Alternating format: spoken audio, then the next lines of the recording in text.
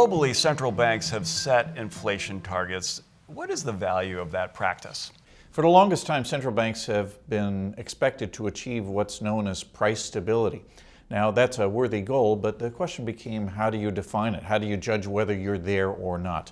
And so many central banks have wanted to set an exact benchmark on where they want to see inflation, both to be transparent, but also to try and anchor inflation expectations, which can play a very big role in asset pricing.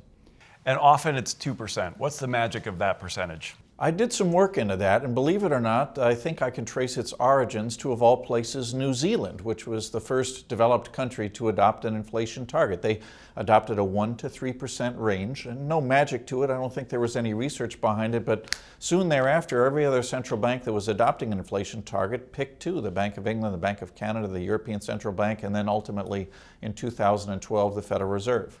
And we're seeing globally, banks are struggling to meet that target. Why? Just about every developed market is seeing their inflation well below the 2% target, and it's been a bit of a struggle. I think the main reason is, Doug, that prices in general are determined by global supply and demand, where individual central banks can only really influence conditions in a portion of the global picture.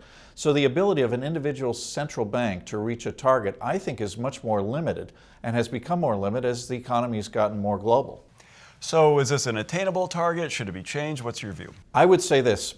I do not think that central banks should press so hard to get to a 2% target that they end up doing things that are unnatural for their economy. And for instance, if we wanted to get to 2%, we would do a lot more quantitative easing of purchases by the central bank. That could create all kinds of distortions in asset markets that we just don't want. Maybe it's better to live with inflation that's a little bit below the target than press too hard to get there.